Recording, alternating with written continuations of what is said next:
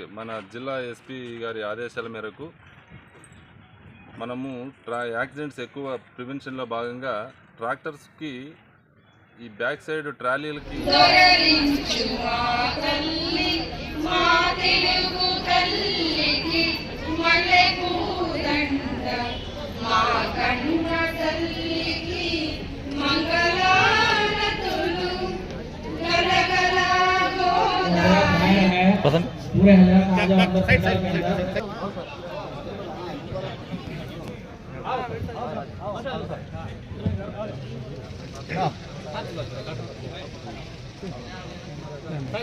पूरे వెహికల్ ఉంది అంటే దానికి లేదు అంటే ఆడే ఆపాలా, వాడు తెచ్చుకోవాలా, వాడు అర్థమైనా స్టిక్కరింగ్ కొనుక్కొచ్చుకోవాలా, అప్పుడే వేయాలి, మన ముందర వేయాలి. అర్థమైనా విట్రా డ్రైవర్లు మీరే కదా ఈ బండ్లకు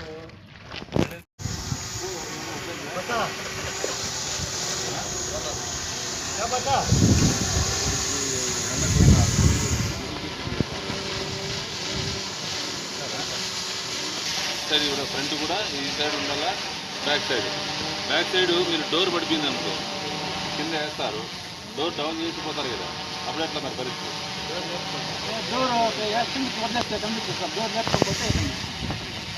అట్లా ఒకవేళ పడే బరువు అవుతుంది కదా ప్రతిసారి అని మీరు అనుకుంటారు, ఒకసారి వేయకుండా పోతారు, అప్పుడు ఎట్లా పరిస్థితి?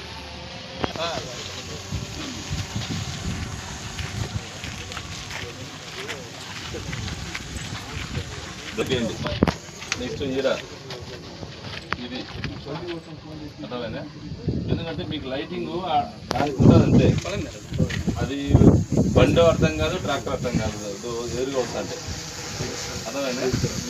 ఇక్కడ ఉండాలి ఇయ్యచ్చు, ఇక్కడ ఇయ్యచ్చు,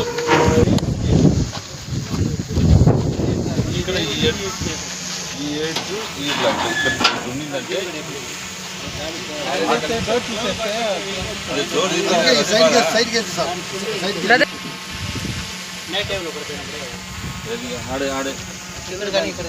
కాదురా, ఆడ కనపడుతుంది సరే, ఆడ కనపడితే వెహికల్ యాడ్ కానీ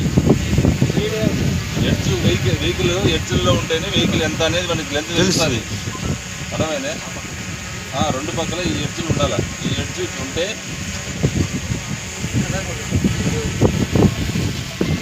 ఇట్లా లైటింగ్ ఇది స్టిక్కరింగ్ లేకపోతే ఖచ్చితంగా పట్టుకొని వెహికల్ అయితే సీజ్ చేస్తామని చెప్తాను. 3 రోజుల టైము మీరు మంచి క్వాలిటీ స్టిక్కరు ప్రతి ఒక్కరు ఒకదానికి వేయాలి. ఎట్లా కనపడుతుంది? మీరు ఏం లైటింగ్ ఏముండదు కదా దానికి, ట్రాలీకి లైటింగ్ ఏముండదు. మరి ఎట్లా కనపడాలి వెనక వచ్చేవాడికి? రెడ్ స్టిక్కరింగ్ వేయించుకోవాలి సార్. మరి వేయించారా? మరి యాక్సిడెంట్ అవుతుందా లేదా? అవుతుంది సార్, ఖచ్చితంగా. అట్లాంటి ఈసారి నుంచి ఏదైనా యాక్సిడెంట్ అయిందంటే మాత్రం యాక్సిడెంట్ కేసు కాదు ఏది మీ పైన, అర్థమైందా? మర్డర్ కేసు అయితే అది ఈసారి. ఏమి ఆపోజిట్ లైట్ పడితే మీ ముందర వెహికల్ ఉన్నట్టు కూడా కనపడదు కదా, కళ్ళలో లైటింగ్ పడితే మీరు ముందర వెహికల్ పార్క్ చేసి ఉండొచ్చు, లేదంటే పోతా ఉండొచ్చు. ఆ అవతల వాళ్ళకి వెనక వచ్చేవాడికి మీరు ముందర వెహికల్ ఉందని కూడా తెలియదు. సరేనా? ఖచ్చితంగా ఇప్పుడు ఉన్న వాళ్ళకి వేపిస్తున్నాము. మిగతా వాళ్ళకు కూడా ఎవరైనా రాని వాళ్ళు ఉంటే కదా వాళ్ళకు కూడా ఖచ్చితంగా స్టిక్కర్ లేకపోతే మాత్రం పటాపి కేసు పెడతాం వాళ్ళ పైన. అది బాబు ఇప్పుడు బాబు ఏమన్నా ఇక్కడ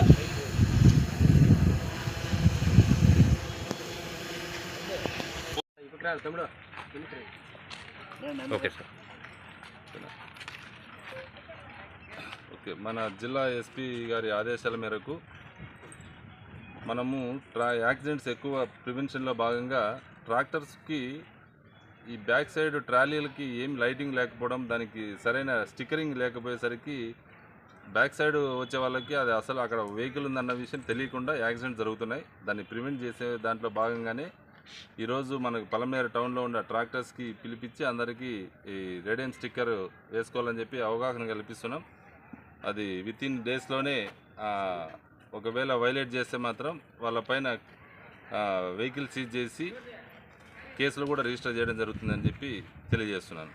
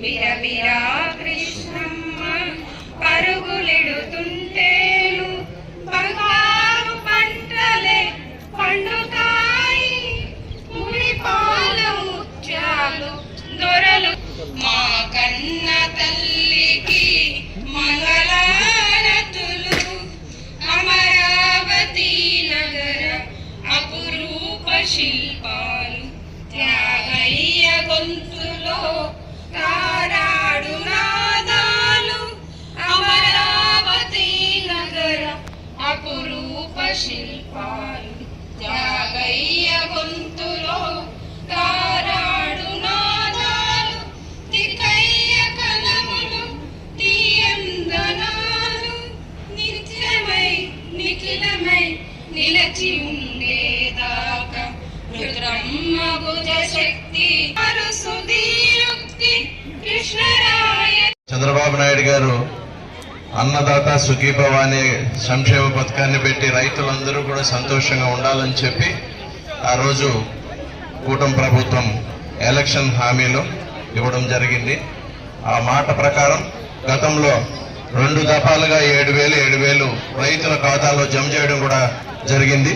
3వ విడతగా ఇప్పుడు ఉగాదిని పురస్కరించుకుని రైతులందరూ సంతోషంగా పెట్టుబడికి హ్యాపీగా చేసుకోవాలని చెప్పి వారి ఖాతాల్లో కూడా జమ చేయడం జరుగుతుంది. ఈరోజు రైతులందరూ కూడా హ్యాపీగా ఉండాలని, అలాగే మేము ఎప్పుడు కలిసినా అన్నతో అమరన్న చెప్తుంటాడు, పాలమనేరులో ఎక్కడ చూసినా కరువు వస్తుంటది, దానికి మంచి సదుపాయాలు ఏర్పరచాలని కూడా రైతుల గురించి ఎక్కువగా ఆలోచిస్తుంటారు.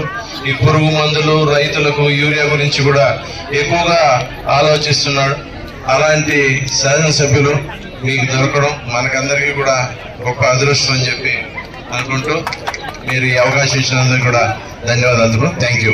మనులకు, రైతు సోదరులకు, రైతు సోదరీమణులకు విజ్ఞప్తి నేను చెప్పడం ఏమంటే 2 సార్లు పిఎం కిసాను రాష్ట్ర ప్రభుత్వం డబ్బు అన్నదాత సుఖీభవ 5,000 పిఎం కిసాన్ 2,000 ఆ మాదిరి 2 విడతలుగా డబ్బు పడింది. రైతులకి చాలా మాకంతా కూడా నిరుపేదలుగా ఉన్న రైతులకి చాలా అనుకూలమైంది. ఈ మాట ప్రకారం మాట ఇచ్చిన దాని ప్రకారము మన సీఎం గారు చంద్రబాబు గారు మాకు మాట ప్రకారము సూపర్ 6 పథకం క్రింద తప్పనిసరిగా రైతు సుఖీభవ అన్నదాత సుఖీభవ అనే కార్యక్రమాన్ని పెట్టినారు కాబట్టి దాని కూడా మాకు ఎంతో అనుకూలమైనది. ఈ ప్రభుత్వం కూడా మేమెంతో ముందు లబ్ధి పొందుతున్నాము అని నేను చిన్న మనవి చేసుకుంటున్నాను. మన ఎమ్మెల్యే గారికి ప్రత్యేకంగా శుభాకాంక్షలు తెలుపుకుంటాను. ఎందుకంటే మన సార్ సమస్య ఉందని కాల్ చేస్తే ఒక్క క్షణంలో టక్కన ఫోన్ చేశారు. అదే సార్ గొప్పతనము. సార్ మాకు ఈ మధ్య యూరియా కొడుతుంది, దానికి మనం ముఖ్యమంత్రి గారు క్యాన్సర్ వస్తుందని దాన్ని తగ్గిస్తా ఉన్నారు, సంతోషము. దానికి ప్రత్యామ్నాయంగా వేపపిండి, కామెడి పిండి ప్లస్ సమయానికి ఉలవనట్లయితే మేము పచ్చరొట్టి చేసుకుంటాం సార్. అట్లా చేసుకున్నట్లయితే భూగర్భంలో బాగా నిలువలు జరుగుతాయని కోరుకుంటా ఉన్నాం సార్. అదే విధంగా కరువు అని ముందే చెప్తా ఉన్నారు మేధావులు.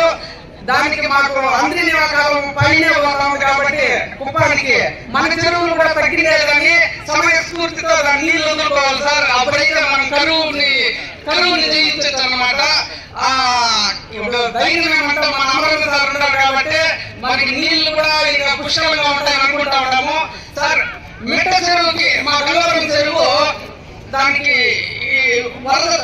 వర్షం పడితే తక్కువ నీళ్లు పోతాయి. అంటే ఇంచుమించుగా 43 సంవత్సరాల నుంచి ఇంతవరకు మరో ఎత్తలేదు. సరే నేను నిర్ణయం తీసుకుంటే నేనే కొలిస్తే 250 మీటర్లు ఉండాలి. లెక్కలు కూడా వేస్తుంది 4 లక్షలు అట్లా అవుతుందని. ఇంతకు ముందు నాయకులతో కూడా కలిసింది. ఏమైతుంది మోటార్ కూడా మాట్లాడేసి సరే నేను సామాన్యుడు కాబట్టి ఇంట్లో ఏమయ్యా మీకు ఇంట్లో ఇన్ని ఇబ్బందులు ఉంటే ఇప్పుడు దా డివైడ్ అయింటాము, నువ్వు ఊర్లు ఉద్ధరించాలా అనేసి నా ఇంట్లో మా భార్య ఏడుస్తా ఉండే. లేదంటే దానికి నేను లెక్కలు వేసుకొని పైపులు మాట్లాడేసి మోటార్లు మాట్లాడేసి ఏమైనా కానీ ఒక మంచి పని చేయాలని నేను ఖచ్చితంగా ఆలోచించి కొలతలు కూడా వేస్తుంది. మా ఏడికి చెరువుకి 250 మీటర్లే ఉంది. దాన్ని నింపుకున్నట్లయితే గంగవరం చెరువు 25 ఎకరాల 10 సెంట్లు ఉంది, పెద్ద చెరువు. దాన్ని బైపాస్ వాళ్ళకి దారి ఇప్పించిందా దాన్ని 1 సంవత్సరం తోలినారు. ఎన్ని వేల ట్రిప్పులు తోలినారో తెలియదు. దాంట్లో అదృష్టం ఏమంటే వాళ్ళు తీసిన రోజు 35 గంటలకి కరువులో కూడా ఊరిపోయింది అనమాట. అంటే బాగా అవుతుందన్నమాట. అది దాన్ని తగ్గకుండా కాపాడుకున్నట్లయితే మన గంగవరం ప్రాంతం అంతా హ్యాపీగా పుష్కలంగా పంటలు చేసుకోవచ్చు. కొంతమంది ఏమన్నారంటే వాళ్ళకి 20 ఎకరాలు ఉంది, వాళ్ళు నింపుకోవాలనుకుంటాం. సరే సరే సరే నేను మాట్లాడితే వీలు ఉందంటే సంతోషము. మా గంగవరానికి సార్ ఇంకోటి మా సార్ దగ్గర కట్ట పని చేసుకోవాలనుకుంటా ఉన్నాము. మాకు దురదృష్టం ఏమంటే 100 రోజులు ఆపకు పుడిచింది బైపాస్. వాడిని వదిలితే బతికిపోతాడని మన రైతు కూడా వదల. మాకు కట్టపై దాడే పని చేస్తారని ధైర్యంగా ఉన్నాం. మా సార్ చేస్తారని ప్రభుత్వం పని కదా. అదేమైతా ఉందంటే ముందు సంవత్సరం 4 నెలల నుంచి గట్టి ప్రయత్నాలు చేస్తా ఉంటాను. లేట్ అవుతా ఉంది కానీ అవుతాది. కానీ 6 నెలలు పట్టచ్చు, సంవత్సరం పట్టచ్చు. దానిపైన పోలీసులు ఇట్లా కలిసిపోయినాయి అన్నమాట. ఇద్దరు బండ్లు ట్రాక్టర్లు. సార్ విషయం ఏమంటే నా స్తోమతకి నేను కూడా 1 నెలకు 5,000 రోడ్డు ఖర్చు పెట్టుకుంటానే ఉంటాను. నేను ఒక సామాన్యుడిగా ఏమంటారు ఇది సాగదు కదా, ప్రభుత్వం చేయాల్సిన పని ఒక సామాన్యుడు ఒక మనిషి చేసుకోలేడు. అంటే మనము ఓకే సార్ సెలవు తీసుకుంటాను. చాలా సమయం విలువైంది. అభినందనములు. నేను మారేపల్లి గ్రామంలో ఒక చిన్నకారు రైతుని. మనకి ఈ రోజు మాట్లాడడంలో ముఖ్యమైన విషయం ఏమిటంటే మన సీఎం సార్ గారు సూపర్ 6 పథకాలను అమలు చేశారు. మాట ఇచ్చిన పరంగా మాట నిలబెట్టుకుంటూ అన్నదాత సుఖీభవ అనే పథకాన్ని ఈ రోజు మనకి 3వ విడతగా వేస్తున్నారు. ఫస్ట్ విడత జూన్ జూలై నెలలలో మనము రైతులు వేరుశనగ వేసుకునే సమయం కాబట్టి ఆ టైంలో మన రైతులందరి ఖాతాలలో జమ చేయడం జరుగుతున్నది. అలాగే ఆగస్ట్ సెప్టెంబర్ నెలలో 2వ విడత వేస్తున్నారు. ఇచ్చిన మాట ప్రకారం నిలబెట్టుకుంటూ మన అన్నదాతలకు అన్ని విధాలుగా తోడు ఉంటూ మన చాలా ఆదుకుంటున్నటువంటి మన సీఎం సార్ గారికి చాలా అభివందనములు. ఈ రోజు చివరిసారిగా మనకి రైతుల ఖాతాలలో ఆంధ్ర రాష్ట్రం నుండి 4,000, కేంద్ర ప్రభుత్వం నుండి 2,000 రూపాయలు, చివరికి 3వ విడత కాబట్టి 6,000 రూపాయలు మన రైతుల ఖాతాలలో జమ చేయడం జరుగుతున్నది కాబట్టి చాలా సంతోషిస్తున్నాను. నేనైతే నాకు చాలా కష్టంలో ఉన్నప్పుడే నాకు ఇలాంటి అవకాశం వస్తున్నది కాబట్టి చాలా సంతోషిస్తున్నాను. ఇలాగే మన ఇచ్చిన మాట మన సీఎం సార్ గారు నిలబెట్టుకుంటూ నిలబెట్టారనేసి కూడా చాలా 100% నమ్మకం ఉంది కాబట్టి ఇలాగే మన సీఎం సార్ కంటిన్యూ చేసుకుంటూ మన సీఎం గారిని తర్వాత కూడా సీఎం చేయాలని మన అందరినీ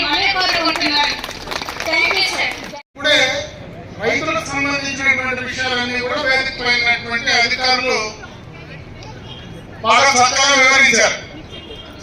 ముఖ్యంగా ఎన్నికలకు ముందు చంద్రబాబు నాయుడు గారు ఏదైతే మాట చెప్పారో సూపర్ 6 పథకంలో ఏవైతే ఆనాడు ఆయన ప్రకటించడం జరిగిందో దాంట్లో భాగంగా ఉన్నటువంటి అన్నదాత సుఖీభవ 20,000 రూపాయలు ఒక సంవత్సరం రైతు ఖాతాలో నేను జమ చేస్తానని చెప్పి ఆ రోజు ఇచ్చిన మాట ప్రకారం ఈ రోజు 3వ విడత, మొదటి 2 విడతలు 14,000, 3వ విడత 6,000తో కలిపి 20,000 రూపాయలు ఇప్పుడే రైతుల అకౌంట్ లో జమ చేయడం జరిగింది. ఎన్ని ఇబ్బందులున్నా గత ప్రభుత్వం చేసినటువంటి ఆర్థిక విధ్వంసం వల్ల ఈ రాష్ట్ర ఆర్థికంగా నష్టపోయినా సంక్షేమ పరంగా ఏదైతే చంద్రబాబు నాయుడు గారు ఇచ్చినటువంటి మాట ఏదైతే ఉందో దాన్ని పూర్తి స్థాయిలో నిలబెట్టుకోవడం జరిగింది. అదే విధంగా ఈ రోజు రైతులకు ఇచ్చినటువంటి మాటను పూజా తప్పకుండా ఆ కార్యక్రమం అమలు చేయడం జరిగిందని చెప్పి ఈ సందర్భంగా మీ దృష్టికి తెస్తా ఉన్నా. రైతుల కోసం ఈ ప్రభుత్వం చాలా కార్యక్రమాలు చేస్తా ఉంది. మీకు తెలుసు, మనకు గడిచిన 5 సంవత్సరాల్లో, ఎందుకంటే 2018-19లో హంద్రీనీవా కాలువ ద్వారా ఆనాడు ముఖ్యమంత్రిగా చంద్రబాబు నాయుడు గారు మొట్టమొదటిగా కూడా ఈ కాలువలో మన ప్రాంతానికి నీళ్లు తీసుకురావడం జరిగింది. ఆ తర్వాత అధికారంలో వచ్చినటువంటి ప్రభుత్వం 5 ఏళ్లు పూర్తిగా కూడా దానికి సంబంధించి ఈ ప్రాంత రైతుల కోసం, ఈ ప్రాంతంలో రైతుల సాగునీటి కోసం, త్రాగునీటి కోసం చేసినటువంటి మంచి కార్యక్రమాన్ని పూర్తిగా కూడా విస్మరించడం జరిగింది. అయితే చంద్రబాబు నాయుడు గారు అధికారంలోకి వచ్చిన వెంటనే ఏదైతే ఎన్నికలకు ముందు మళ్ళీ కూడా కుప్పం దాకా నీళ్లు నేను తీసుకొస్తానని చెప్పారో దాదాపు 7 నెలలుగా ఈ రోజు నిరంతరంగా హంద్రీనీవా కాలువ ద్వారా నీళ్లు ఈ రోజు పారబెట్టినటువంటి ఘనత ఈ ప్రభుత్వానికే దక్కుతుంది. ద్వారా పక్కన ఉన్నటువంటి చెరువులకంతా కూడా నీళ్లు ఇవ్వాలి.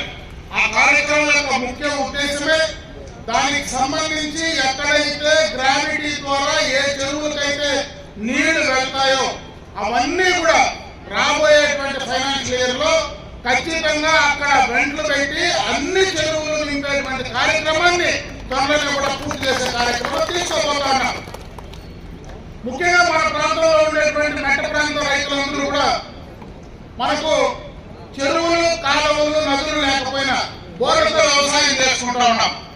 బోర్లతో వ్యవసాయం చేసుకోవాలంటే ఖచ్చితంగా మనము ఈ రోజు డ్రిప్ ఇరిగేషన్ అనేది లేకపోతే ఒక్క చోట కూడా మనం వ్యవసాయం చేసుకునేటువంటి పరిస్థితి లేదు. ఈ డ్రిప్ ఇరిగేషన్ అనేటువంటి కార్యక్రమాన్ని ఈ దేశంలో, మన రాష్ట్రంలో పరిచయం చేసిందే చంద్రబాబు నాయుడు గారు మొట్టమొదటి ముఖ్యమంత్రిగా.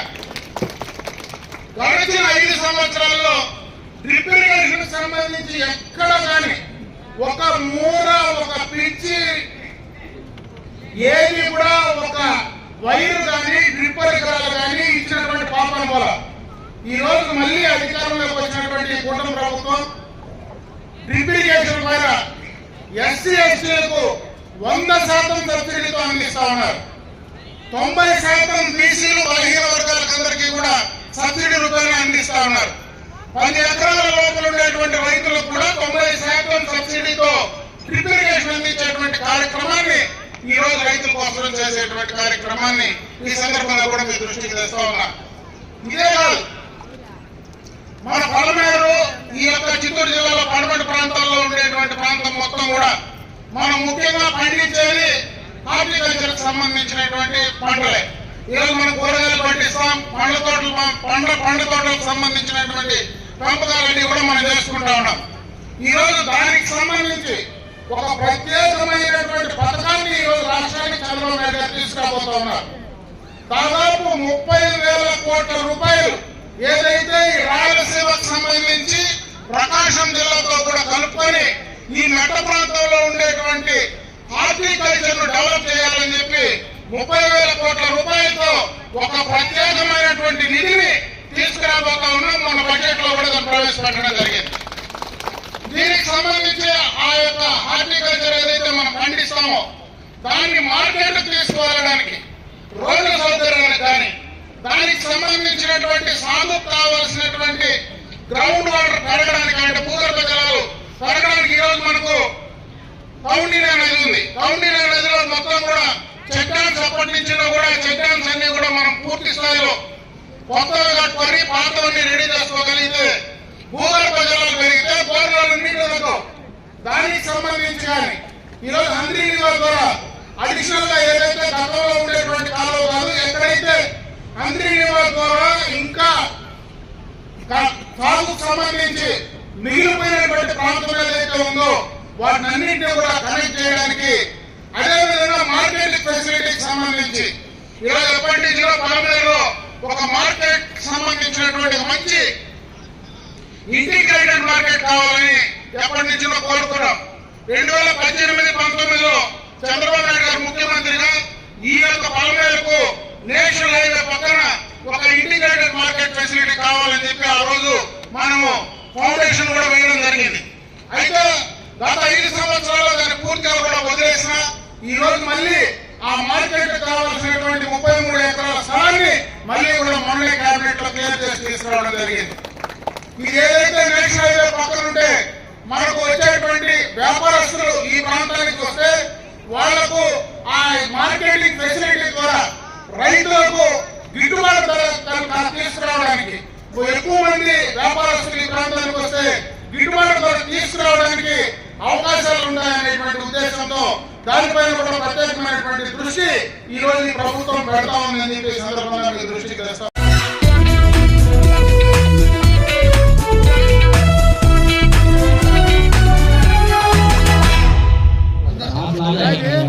నా అర్థం రావద్దు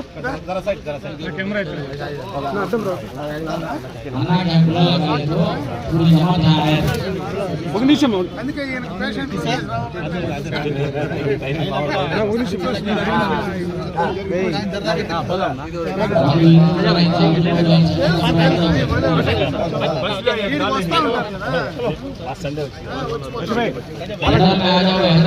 మిమ్మల్ని అడుగుతా ఉన్నా కరెక్ట్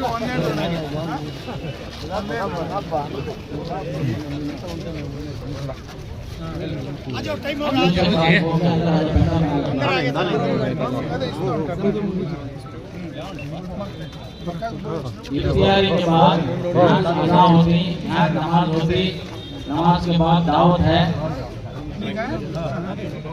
आ जाओ अंदर आ जाओ, पूरे उर्दू के फारिग हो जाए, अंदर आ जाओ। हजरत बाहर है, पूरे हजरत आ जाओ अंदर के अंदर।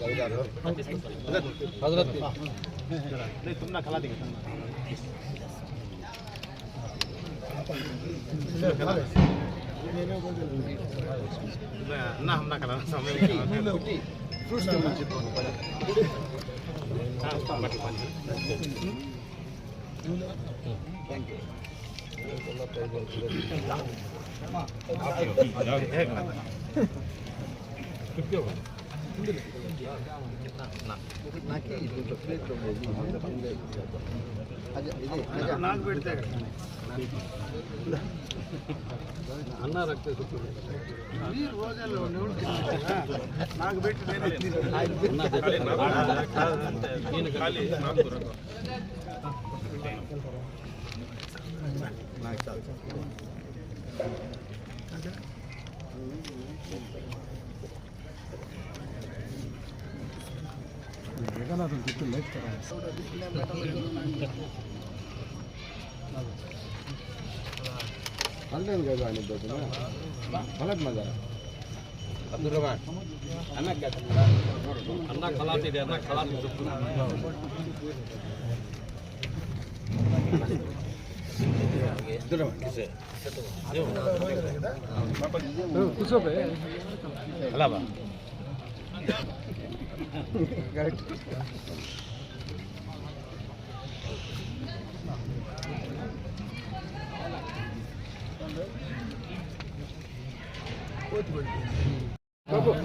సైడ్ రండి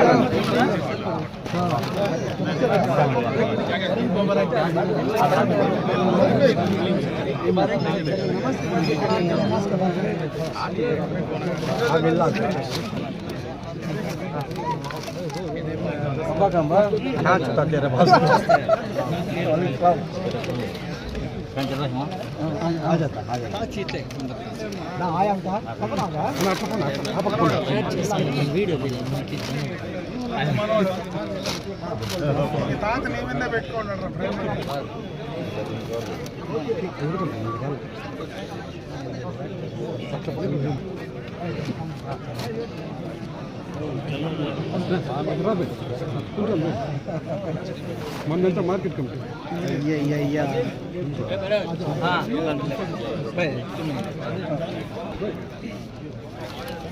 చెప్తున్నా मिल रहे मिल रहे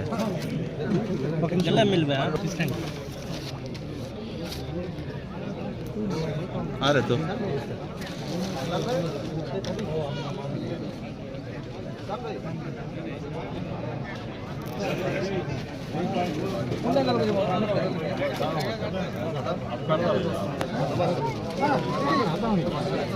मुनूर से पलमनर को आए बाद हमें हर बार भी एक मस्जिद को बुला को इफ्तार की दावत देते हैं, तो एक बार अन्ना बुला के मुझे क्या बोला का तो इफ्तार की दावत करने की दुआ मैं तुम ना देना पन की तुम्हारे मस्जिद को आको तोबा इलाही मुसलमानी मस्जिद को आको तुम्हें रखे तो मैं खाला गया तो मुझे इफ्तार मैं इफ्तार तुम ना रखना करने दिल में एक इरादा है कर बोल को एक 4 साल से अन्ना मेरे घर के पास सब्जियां को बुला के इफ्तार की दावत मैं देना करके दिल में अल्लाह ताला इरादा पैदा होते तुमना भी हमारी तरफ से सब्जियां मुसा शुक्रिया अन्ना ये बात कर सकते हैं अल्हम्दुलिल्लाह शुक्र करें सब्जी ने खाना खा जाना अल्हम्दुलिल्लाह दुआ हो गया ముఖ్యంగా 30 రోజుల పాటు